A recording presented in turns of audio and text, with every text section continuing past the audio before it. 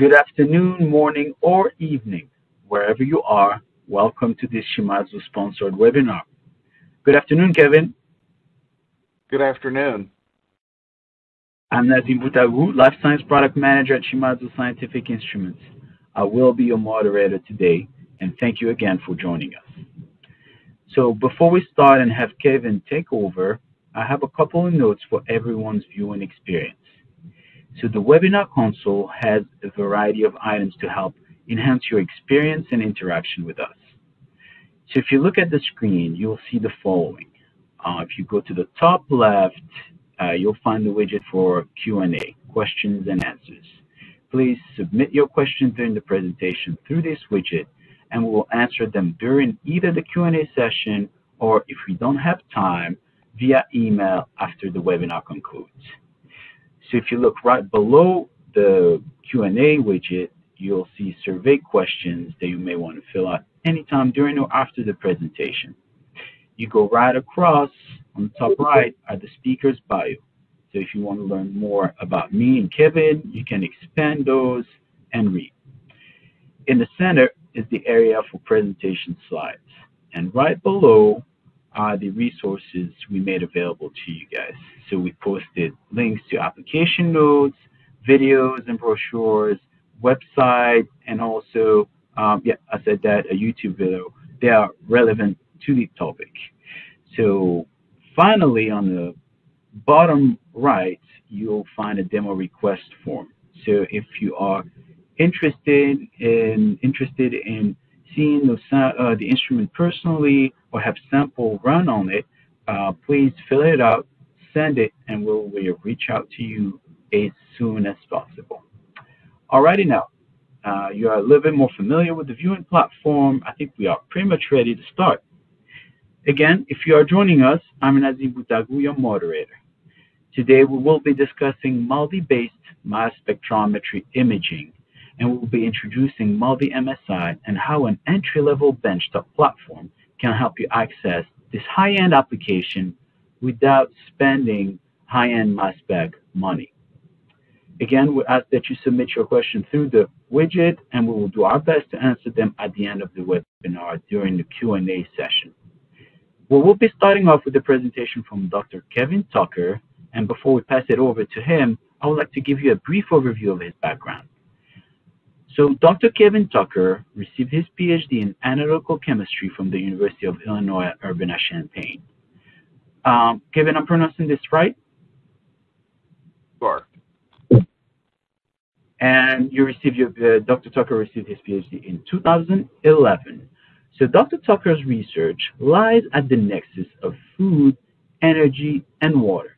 It focuses on the detection of pharmaceutical and personal care products within local, regional waterways and surrounding soil systems.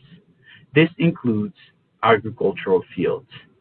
His team models real-life exposure in the laboratory using invertebrate organisms. Dr. Tucker focuses on method development in mass spec to address each of these research directions.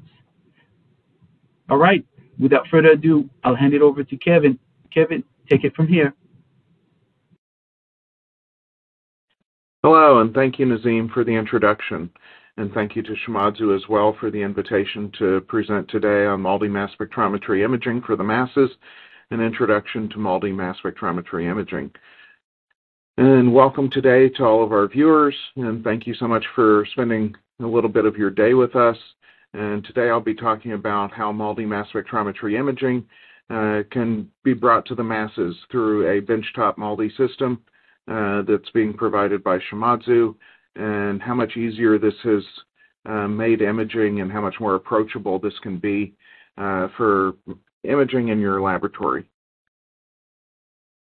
So as we start out, I want to recognize that maybe there are even some new people here to mass spectrometry, and want to give a general definition of mass spectrometry as it's defined by the American Society for Mass Spectrometry.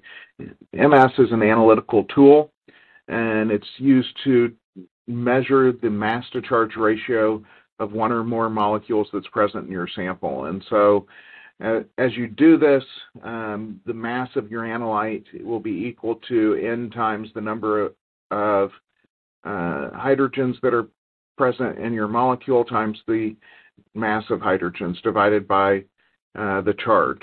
And so as you're looking at this, you've got two things. You've got your charge represented here by N and the mass of your analyte. If you actually know what your charge state is, you can also solve for the mass of your analyte. And with that, you may also observe things that are resulting of cation complexes like sodiums or potassiums.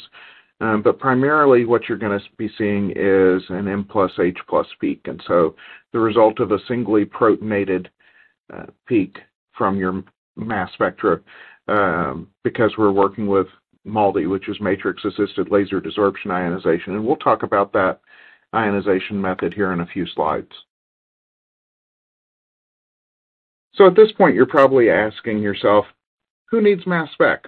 Well, my mom asked me the same question back when I was in PhD school, and I told her everybody needs a mass spectrometrist.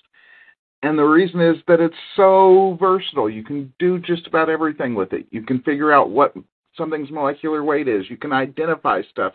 You can quantify stuff. And now with mass spec imaging, we can even tell where things are located.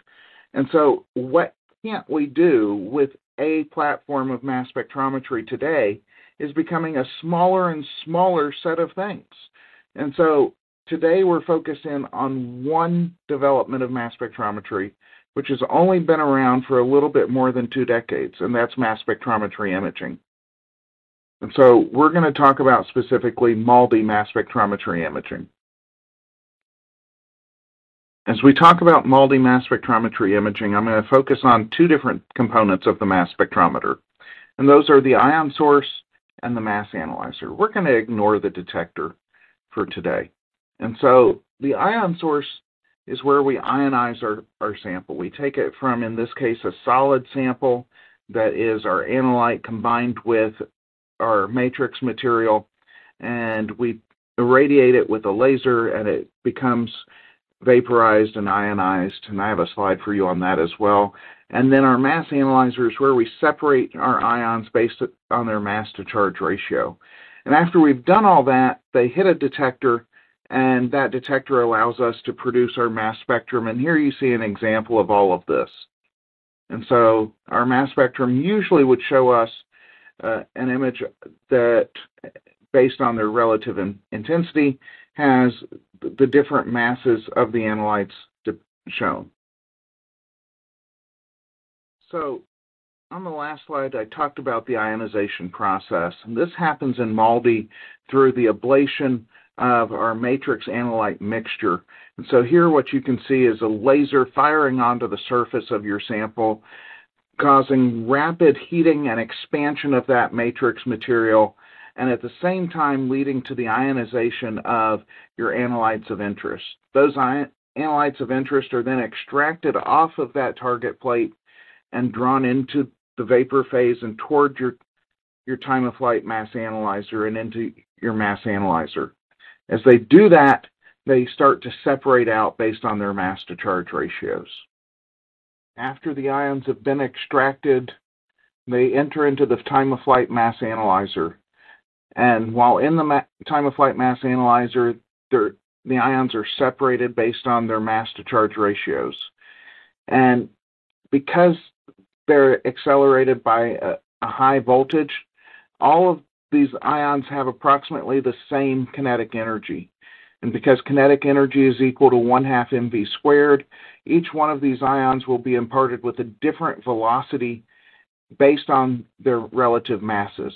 So the lighter the mass of my ion, the faster it will make its way through the time-of-flight mass analyzer tube, and the sooner it will arrive at my detector. The larger the mass of my ion, the slower it will move through the mass analyzer, and the longer it will take to arrive at my detector at the far end. Now that I've talked a little bit about how MALDI works and how time-of-flight works, I want to introduce the instruments that we're going to be working with as we collect data for this presentation. And so those are the MALDI-8020 or the MALDI-8030 with imaging. And so both of these instruments comprise a benchtop design, big enough or small enough that I could set it on the desk that I'm sitting at here presenting to you. They are a linear time of flight instrument and lack a reflectron. They have, for the 8020 series, have positive mode only, and for the 8030 series have both positive and negative polarity. They make use of a frequency tripled ND YAG laser, giving you a 355 nanometer wavelength and a 200 hertz repetition rate for firing. And as you can see with the linear mode, as you irradiate your sample at the base here, the ions can be extracted directly through your source and then accelerated towards your detector, which is located at the top. In addition to the laser that's used for ionization, there is a second UV laser that is used for the cleaning of your source, and that is advantageous, especially if you're doing imaging, as you'll have a lot of sputter of matrix as well as tissue onto those source components. The load block chamber is relatively small, comprising only enough space to load your sample in. Those samples are a modified glass slide, and that allows you to have very simple and fast loading of your sample, pumping down your sample area, and then releasing that into the instrument's overall chamber. As you can see on a desk here, the overall size and height is just a little bit bigger than a standard desktop computer, and this instrument operates using a diaphragm pump, allowing it to operate very, very quietly, as well as its turbomolecular pump, but its operation is quieter than the fan in my desk or in my office here. Now that we've taken a look at the instrument and its components, we'll take a little bit of a deeper dive into MALDI MSI. And so MALDI MSI is the process by which we create images of our tissue. And as you take a look at the slide here, you're talking about irradiating individual pixels with the laser spot. And from each one of those individual pixels, you'll collect an entire mass spectrum. Using those individual mass spectra, you'll then acquire images using the software that depict the relative ion yield at each pixel location using a color scale.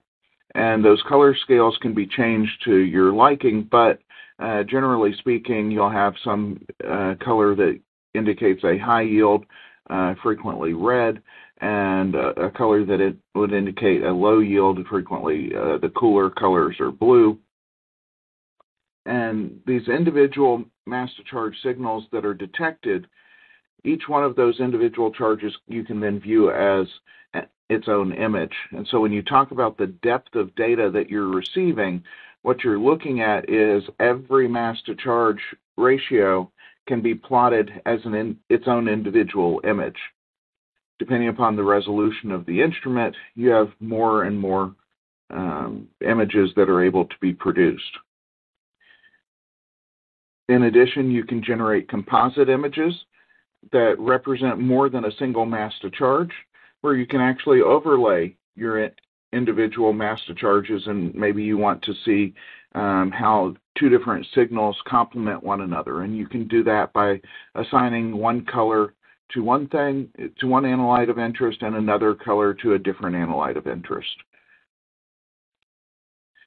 And as we look here, this has been done with a whole section of mouse, where they've assigned different analytes, different colors, in order to show where each one of those actually is located.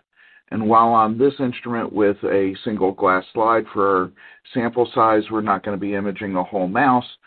This is one of the more interesting examples of making use of a MALDI mass spectrometry imaging experiment as they were able to complete this.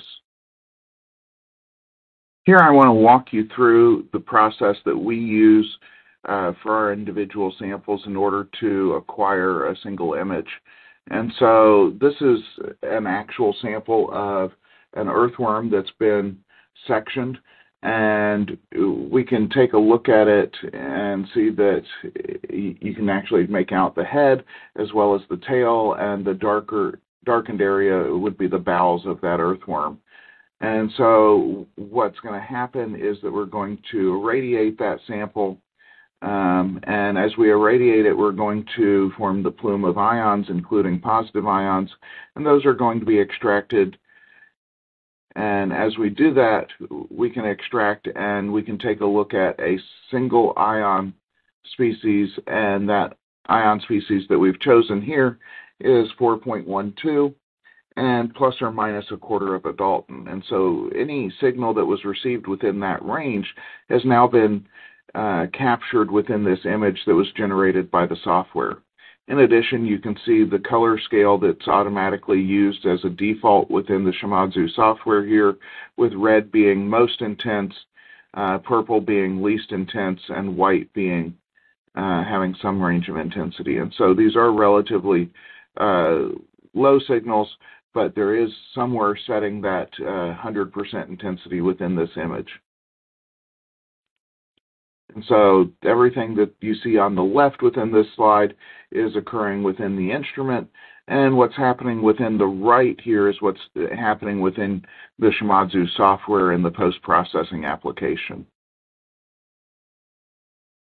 As you begin to think about how you might want to go about doing some imaging, one of the first steps and the most important things that we have to consider is what MALDI matrix we actually want to make use of. And so the matrix that's used in MALDI is a small organic acid, and it forms a crystalline, solid crystalline substance that is intermixed with our analytes of interest.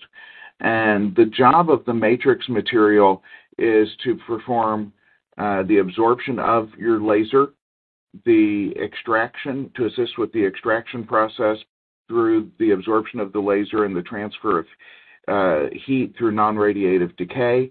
It also protects your analytes of interest because there's so much matrix present compared to the number of analytes of interest in a mole ratio sense that the radiation from the laser is not hitting your analytes of interest in to any great extent. And because these are acid matrix molecules that we generally use, it's also responsible for ionization through the typical protonation event. And so the characteristics of these molecules are that we would like them to be low molecular weight molecules so that they don't interfere with our spectra.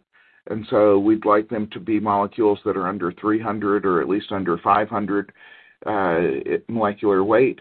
They need to absorb in the UV range. Some people also perform IR MALDI. The instruments from Shimadzu, the 8020 and the 8030, are UV MALDI instruments, and so we would prefer a UV absorbing matrix. They need to have polar functional groups, and they need to either be acidic in the case of performing a positive mode MALDI, or they need to be basic if we're going to be performing negative mode MALDI. MALDI matrix application can be performed in a variety of ways, and we're going to talk about 4 of those ways here on this slide. The first way would be for a traditional MALDI sample, and this is called the dried droplet method. And there are a few different ways to perform the dried droplet method, a traditional dried droplet or a thin layer or a sandwich method, but here we're going to just refer to all of those as a dried droplet. where you've applied your matrix to your spot, and then you're going to apply your analyte of interest in the solution form to your spot as well, and then you're going to allow them to dry and co-crystallize together prior to analysis. And this is one way to analyze your bulk samples. And so if you have a sample that's suspended in solution or is going to be extracted into solution, you're probably going to be using a dried droplet method in order to perform that analysis. The other three methods that are on here, spraying via airbrush, automatic sprayer, and sublimation, are all related to performing an imaging experiment. Spraying via an airbrush was one of the first techniques that was developed, and this is an easy way to apply your matrix when you're starting out. And this is also the lowest cost of these other three options. Spraying via an airbrush, you simply take a matrix solution and you place it into the thimble of an artist airbrush. You apply nitrogen through the airbrush, and you nebulize or you aerosolize the matrix and force it onto your sample. Preferably, you're going to use a solution that will have a high organic content so that the solution will evaporate on its way to your sample, and you're essentially spraying dried matrix particles onto the surface of your sample. That allows for maximum spatial resolution because you don't have analyte migration due to the presence of liquid droplet formation. The second imaging option here is an automatic sprayer. Automatic sprayers came about after people wanted to reproducibly spray their various slides, and these automatic sprayers range in price from relatively cheap up to things that cost over $100,000. And these automatic sprayers are supposed to allow you to control the parameters by which your matrix is applied to your slide or to your sample. And by doing this, have the same amount of matrix applied to each and every sample.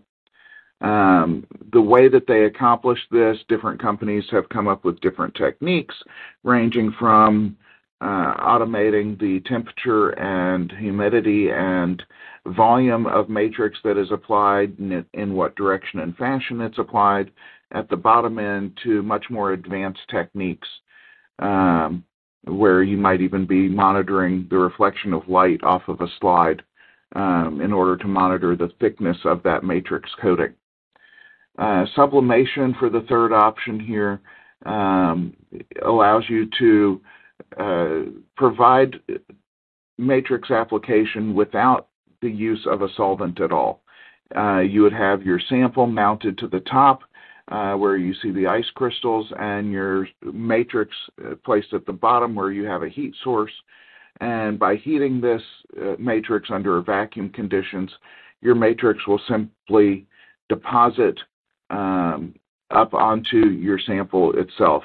Because this is a matrix-free a solvent-free application, what you'll actually observe here has extremely high spatial resolution, but your sensitivity under those circumstances is somewhat lesser because the amount of time that the analyte and matrix mixture was allowed to co-crystallize together has been reduced by the lack of a solvent.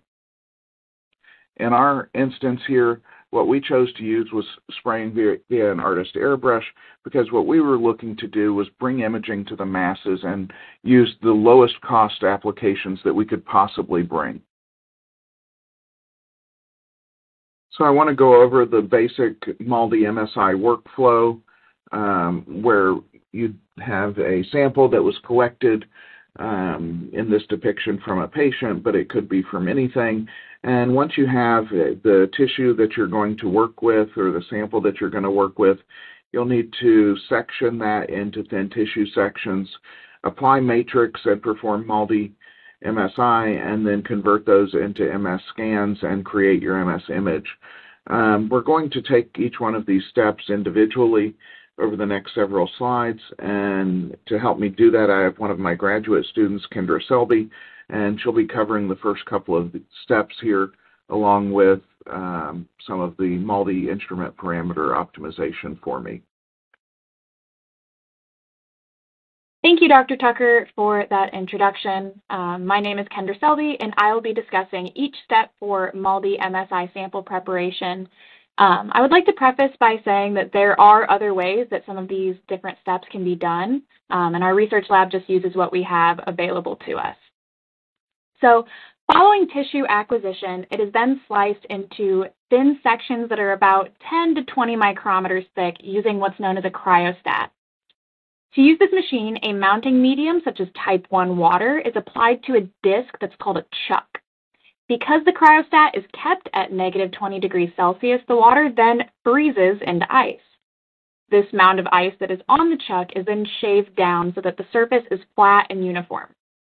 The biological sample, usually a model organism, organ tissue, or a tumor, is then placed on the uniform surface and covered with another layer of water that is allowed to freeze over again. A blade is moved closer and closer to the ice-mounted tissue section, and as it gets closer, the tissue sections are sliced off of the sample. Once the middle of the sample has been reached, the 20 micrometer section is then carefully applied to an ITO-coated glass slide. To fully mount this sample onto the slide, body heat is applied to the back side of it, which is otherwise known as the thaw mount method. While awaiting the next step in sample preparation, the mounted samples are stored at negative 80 degrees Celsius. The thinly sliced sections are then ready for matrix application. Since the samples have been stored at negative 80 degrees Celsius, they are dried in a vacuum desiccator. After they're free of moisture, matrix can then be applied to the slide. In our lab, we use an artist airbrush sprayer to do this because it's a more cost-effective option for an undergraduate-dominated lab. As you can see in the image on the far right, small uniform crystals have been applied to the slide at the completion of matrix application. In the next slide, Dr. Tucker will introduce some more advanced options for matrix application.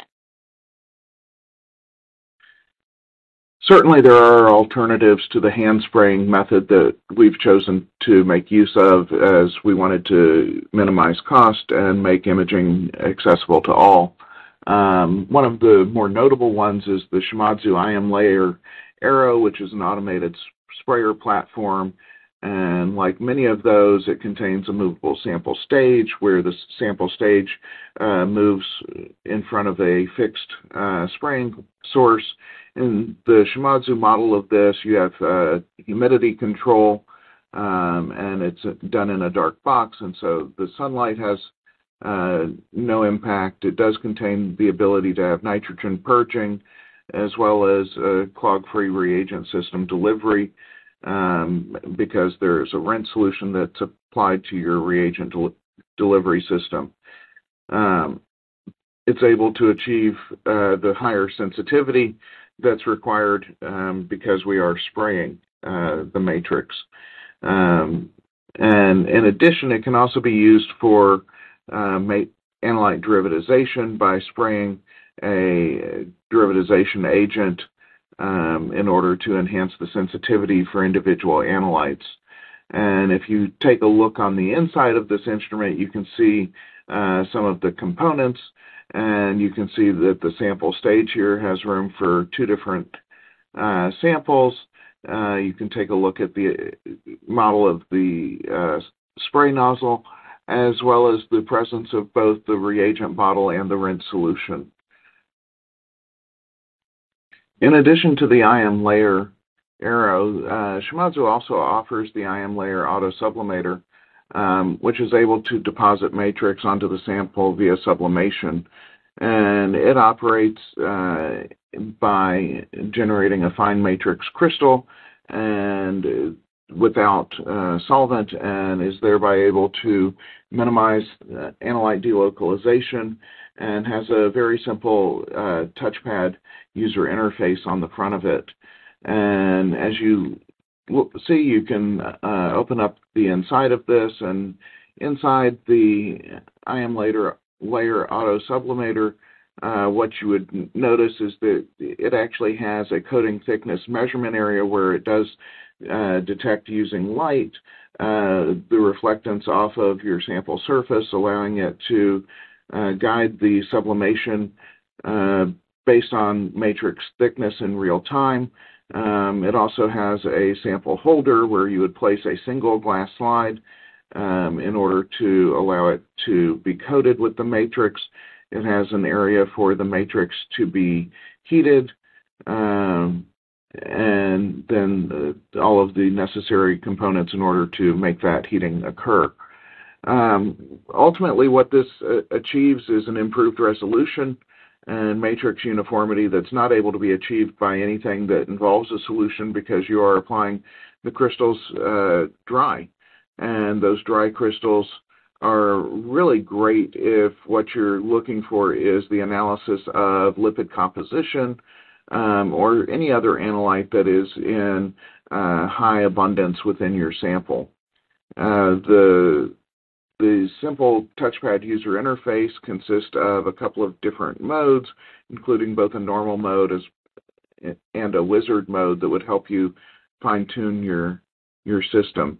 And so the IM layer auto sublimator system would also be able to be combined with your IM layer arrow in order to provide a two-step vapor deposition method where you place a sample in the IM layer in order to put down some seed crystal, and those seed crystals would then be exposed to the IM layer arrow.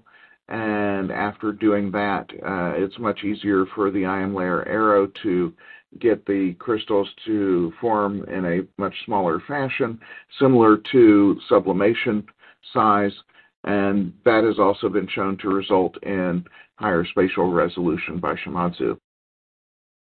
The fully prepared sample is loaded into the instrument, and the signal is then optimized via Shimadzu's acquisition software. The parameters shown in a range of colors on the left are adjusted so as to obtain the best signal possible for that particular sample that has been treated with a particular matrix. The best signal is assessed based on resolution, signal-to-noise ratio, voltage, peak shape, and the presence of isotopic peaks. The relationship between the best signal and the adjustable parameters is not always linear, requiring optimization for each individual sample that is loaded into the instrument. Optimization should be done on the edge of tissue or another section of tissue on the same slide so as to not ablate the sample too much prior to analysis. So when we started working with Shimadzu on this collaborative project, we received one of their benchtop MALDI-TOF imaging starter kits. And so I wanted to talk a little bit about what's included in that starter kit. And so what you receive is 2 packs of the FlexiVision Mini ITO slides, and that totals 50 slides, which are shown here in the image on the right, an Adaption Mini Carrier, which is the black item on the front left, and that piece of equipment is used to obtain your optical image if you're using a flatbed scanner. I highly recommend investing in a good flatbed scanner. They produce really nice, crisp optical images compared to trying to take those with your cell phone, and having a good optical image to correlate your mass spectrometry images to really enhances the product of what you have. You also then have some reusable metal sample plates, which are shown next, going from left to right. And each one of those could be mounted with tissue and then be cleaned in order to remount additional tissue slides to those. In comparison, your ITO slides are intended to be single use. In the back behind the metal sample plates, you see a plastic device that is your slide mask. The slide mask is used to identify the imaging area on any of your target slides. And so what we've done is take the slide mask and actually take a Sharpie and draw the rectangle on the back of each of our ITO slides so that we know where to actually place our tissue sections during sectioning. And we found this to be very helpful for us. And then your ITO glass slide adapter is the metal item next to that. And your ITO glass slide adapter is what allows you to insert these ITO slides into the actual instrument. You also can receive Shimadzu's MALDI-TOF mix purchased separately, and this allows you to calibrate your instrument within the mass range that's provided, and it extends from about 750 up to 2,000. And so if you're working with those small peptides, this is a perfect calibration mix to be used. So now that we've got all of our equipment ready to go, let's talk about what's actually going to happen when we load our sample. And so when you take your sample and you place it into the instrument, you're going to set up an imaging run, and you'll select the imaging area, and that pre-programmed area will be the only area of your sample that will actually have data acquired from it. And within that region, the laser will raster over that area according to the method that you've developed at specified intervals based on the spatial resolution that you've determined. And at each position, the laser is going to acquire, or the instrument will acquire, an individual mass spectrum by averaging the number of shots that you've indicated to it. That averaged mass spectrum that's generated will then be saved as the mass spectrum for that individual pixel. And the images will later be generated from the averaged mass spectra for each individual pixel. So as we take a look at exactly what can be done using this type of instrument, this is just one example of some spectra that were obtained. And so this is your average mass spectrum of a selected sample. And here you can see 4 different peaks that have been drawn out, labeled A, B, C, and D. And each one of those actually has an image corresponding to it. And you can see those 4 different images below corresponding to brain patterns. And each one of the images shows a different pattern to it. And what you're looking at is the different distributions of these 4 different analytes. You could also generate a composite image showing the complementary nature of these different analytes of interest. And in terms of complementary analytes, we could also be performing complementary studies, whether those complementary studies are histological or pathological studies, including H&E staining, or whether they're complementary studies in terms of quantitation. And so you could always go back and, using an LC-MS instrument, perform absolute quantitation on these analytes of interest that you've now identified having interesting patterns using an extraction method in order to quantify them. MALDI imaging gives you relative abundance within the image itself, but it can't give you, using this methodology, an absolute quantitation value. So where all do we see MALDI imaging being used? And so within my lab, I've been using MALDI imaging on plants in order to observe differences within patterns of growth of different metabolites moving around, and also changes in exposures to external stimuli and how those metabolites are distributed within agriculture, in order to learn more about the distribution of important molecules such as flavonoids and phenolics within corn. We've also looked at ecotoxicology and been examining things like earthworms in order to discover how earthworms are actually affected by the presence of pharmaceuticals within the environment.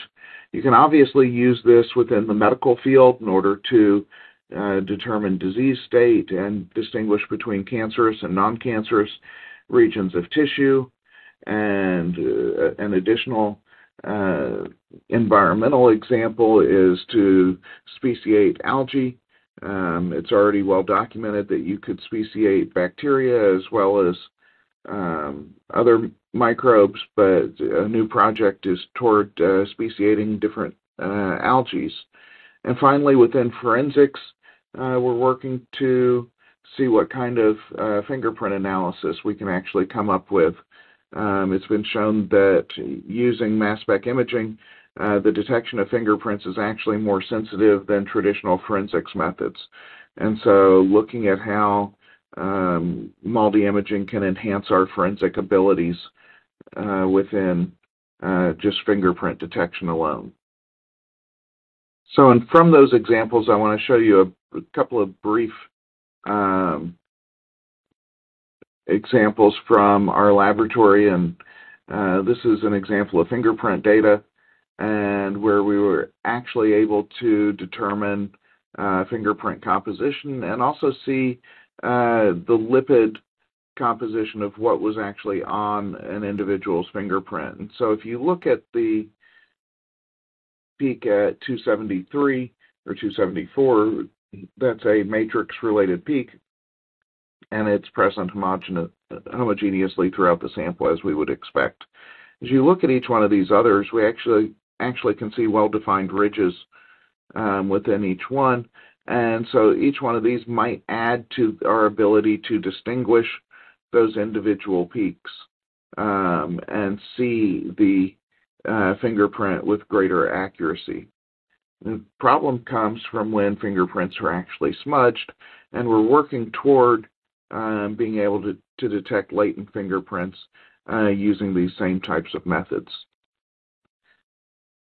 So what you can see here is the cutout for each one of these in order to show you the isotopic resolution, and so that you can see that this isn't just a messy blob, that we actually are looking at various isotopes within here. And again, out here at 500, that we're actually looking at isotopically resolved peaks. Finally, I wanted to show you one of the first things that we did, which was to work with stamps. And taking stamps and imaging them really allowed us to see whether we were getting good imaging results based on our ability to train students to spray the matrix with excellent results. So looking at the edges on some of these images, and down here at the bottom you have both the pattern of a flower and then the pattern of a butterfly. We were kind of looking to see whether these undergraduate and young graduate students were learning how to spray and how much blur was being introduced by the artist airbrush. And these are very fine stamps, and so we were expecting to see nice fine images. And so you can actually see a progression from when they did the butterfly that had a little bit of blur on the 199 peak to when they did the flower, which came out much cleaner. And so in our lab, we've been able to use stamps to actually quantify the amount of blur that new students are seeing as they learn how to spray. And I wanted to throw that out as an example of one way to introduce mass spec imaging as a training method for others, so that they have somewhere to begin if they do choose to go with the artist airbrush.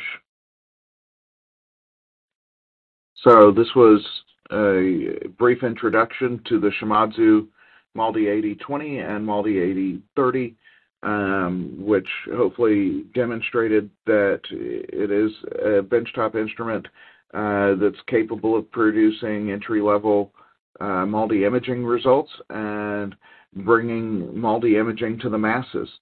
What we're looking for here is to make MALDI imaging accessible to all the labs that are looking to do it, and to reduce those cost barriers that keep people from doing this amazing science.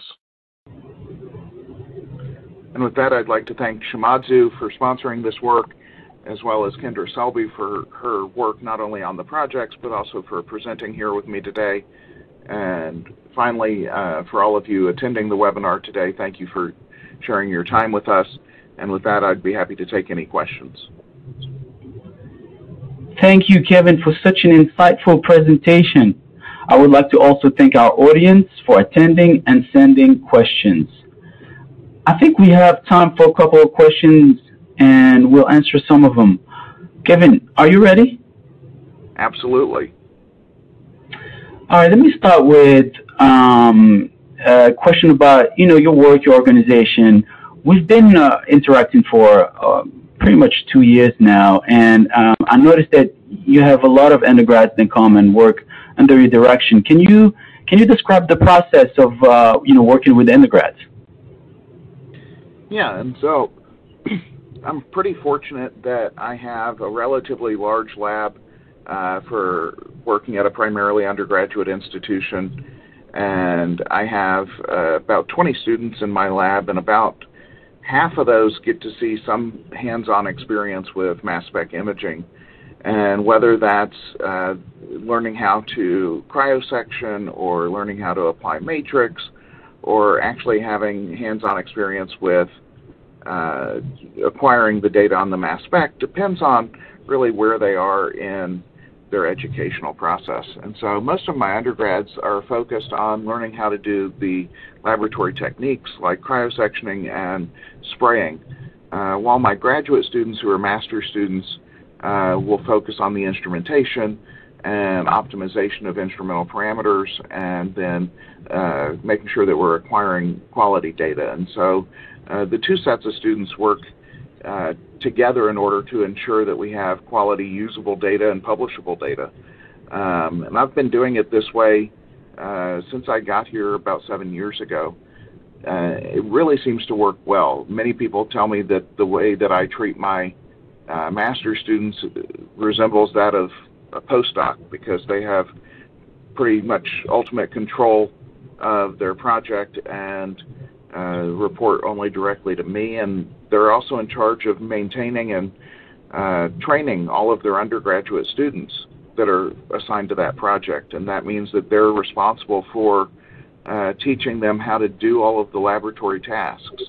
And so while I supervise all of this happening and have meetings and check in on things constantly, ultimately my students learn from one another in a very symbiotic nature.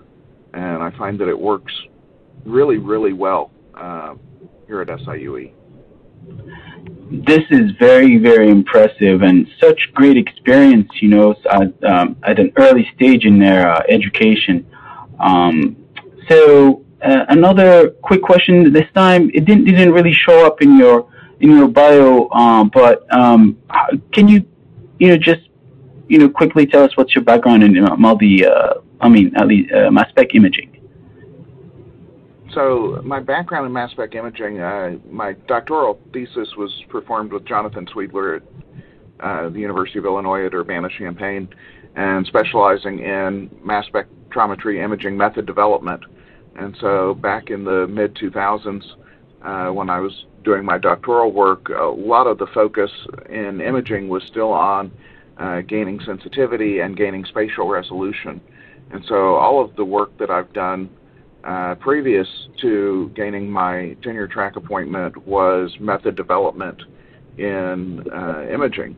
And so my specialty and kind of where I cut my teeth was getting things to work that couldn't work yet, and coming up with innovative ideas that would make things either more cost efficient or higher resolution or higher sensitivity, and frequently doing more than one of those things at a time. So I really enjoyed my time there and the training that I had to do imaging, and became convinced very quickly that a picture's worth 1,000 words, and so mass spec imaging really allows you to tell a much larger story very quickly. That is very impressive, Kevin, and great metaphor. All right, let's move on with some of our audience questions, and the first one is a bit general, and you are asked to tell more about how you approach a new imaging project. Basically, if you have a collaborator that has tissue samples or an idea, what question would you ask them? So I work with a lot of collaborations, and as an analytical chemist, I don't always determine what my samples are, and so as this question kind of highlights, a lot of the time it's someone coming to me and saying, hey, I've got some of this and I'd like to analyze it, and how's the best way to go about doing that? And so this brings up a great point. And so one of the first things that I have to do is go become not an expert on what the tissue is or on the chemical system, but I've got to start learning something about it. And so whether I'm analyzing earthworms or I'm analyzing ovarian cancer or I'm analyzing corn, I've got to start to do a little bit of my own background research. And so some of the first questions that I talk to the other PI about would really be, what are some of the basic characteristics of your tissue? Is it fatty? Is it rigid? Does it slice well, or does it cut well? When it's frozen, is it fragile? And so I want to learn things about both the tissue structure and tissue composition. And then the other things that I want to talk to them about are their analytes of interest. And I want to figure out what type of analyte of interest they have, because that's going to determine what type of matrix I might be applying to generate these images. And the choice of matrix selection is as important to mass spectrometry imaging as a choice of solvent is to chemical extraction. And so because like dissolves like in chemical extractions, like dissolves like also in your matrix extractions. And just because we're dissolving and extracting into a solid crystalline phase, we still need a crystalline matrix that looks similar to our analytes of interest. And so if you're doing something that's very nonpolar, you're more likely to choose a nonpolar matrix, and vice versa. And so I want to learn both about the tissue characteristics as well as about their analyte characteristics, so that I can think about both types of issues with them. And it's usually a back and forth conversation. It's not something that I can do independent of that collaborator. I totally agree. Yes, the communication is very important, and keeping the communication channel open at all times is also very, very important. We have another question. Let's go maybe to something specific to the system itself. We have one audience member that asked how quick is the MALDI, and if you can give him a figure with respect to an analysis that you have shown today in the presentation, that would be helpful. Yeah, so to go back to the data sets from today, the fingerprint analyses were done in about half an hour, and those are, it literally is the fingerprint of one of my graduate students in the lab. But fundamentally, the system's capable of 15 pixels per second at 50 micron spacing and 10 shots per profile. Which is fast enough speed, and it's enough to get what you need done. But what else are we looking for when we're doing this? I've also imaged, as I mentioned, different things, and so I've done some earthworms, I've done some cancer, I've done other types of images that will feature in upcoming work that I'll publish. And some of those take a little bit longer. To image an entire earthworm, you're looking at 2 or 3 hours. But you're still looking at about the same amount of time as you are on a more expensive piece of equipment. The difference here is that this piece of equipment is going to sit on your benchtop, and so it's going to actually fit into your lab. You're going to be able to make use of it very quickly. The slides get pumped down very quickly, and you're able to train students on this workflow pretty easily. And so I have master's students and even undergraduates that have made use of this. And it's not difficult to train the student either with the software or the hardware in terms of how to make use of it. And so in terms of speed of the system, I'd be talking about both how fast it is to take an image as well as how fast it is to learn how to use this system. And so I'd like to say that it's quick enough to take your images, but more importantly, it's quick enough to learn how to use it. Yep, great answer, Kevin. I totally agree. So we have another question, and we're going to go back to a step ahead before the acquisition, sample prep. Specifically, actually, how much did you buy that hand sprayer? How easy it is to procure one and to start using it proficiently? So the hand sprayer retails on Amazon anywhere from about $80 to $125. I am a little bit of a hand sprayer snob. I will only use Posh, which I believe to be the Cadillac of the hand sprayers, and so I'm usually spending $100 to $125. But still, in terms of a laboratory budget, that's not breaking the bank. I will also say that a hand sprayer, no matter what you get, is probably only going to last you a year. They will corrode, they will have clogging issues, they will have something break on them after about a year. And so it's not a permanent purchase, it is a consumable in some sense that you're going to be spending $100 a year in order to spray. I don't consider that to be a huge investment, though. How long does it take to become proficient? It depends on who you are and how much patience you have. I've seen some students come into my lab, and on the first day, after I explained to them exactly the process of what the goal is for matrix application, which is to apply matrix consistently and in a fine, thin layer and producing small crystals based on having more gas going through than matrix, producing evaporation of all of your solvent as it's hitting the target so that you have very little solvent to allow for minimal redistribution of analytes on the surface, and talking them through all of this theory. I've had some students nail it in the first shot. I've had students that are less patient and can't sit still long enough to spend 20 or 30 minutes spraying an individual slide or an individual set of slides. And those students might not be the ones you want spraying your slides, because if it requires nothing else, it requires patience. You are doing what an automated system could do, and the automated system has infinite patience. So you're looking for a student who is patient enough and thorough enough to do it correctly. And if they're patient, it's not a difficult thing to learn.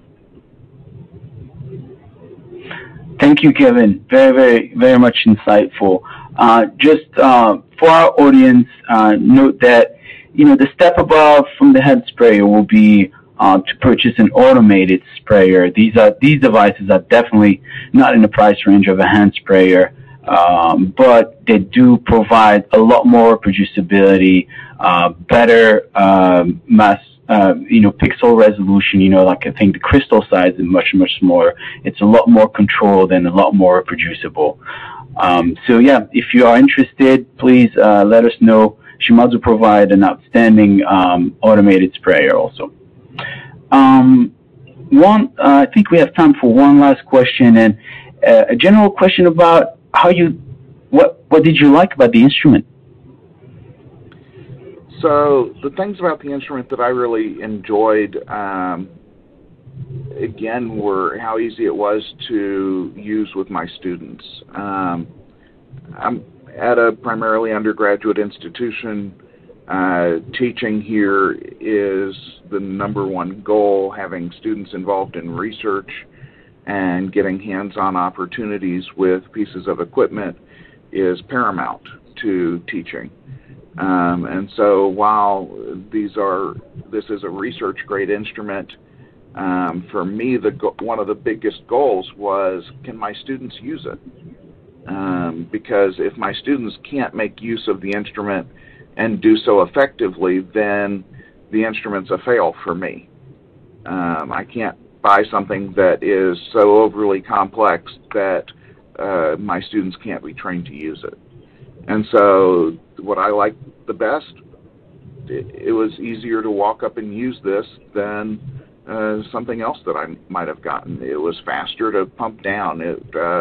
Literally, I almost thought about installing it on my desk in my office because I wanted 24/7 access to it, but I was told it had to be situated in a lab. And so it was put into a lab, but that gave my students access to it all the time. And so we've made a huge use of this instrument, and numerous students have come out having experience with mass spectrometry imaging, a technique that I love, who otherwise never would have had that type of experience. And I'm tremendously grateful for that opportunity that they've been given. So I think that what I like the most about the instrument is that it's easier to use and less cumbersome than many others. Thank you, Kevin. Very insightful answer again. I think, this will conclude our Q&A session. So, thank you again, Kevin, for making yourself available and presenting.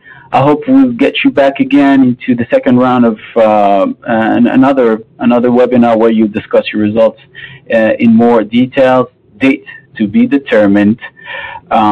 This was, again, very insightful.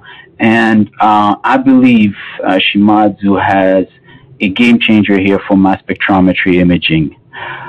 It also looks like we're at the end of our allocated time for the webinar. So I would like to thank everyone for all the interesting questions. And since we didn't have time to answer all the questions, rest assured we will reach out to you individually to answer them. Once again, thank you all for attending. We will send you an email with a link to view a recorded version of this presentation anytime. We hope to have you back in webinars we organize in the future. Have a great day.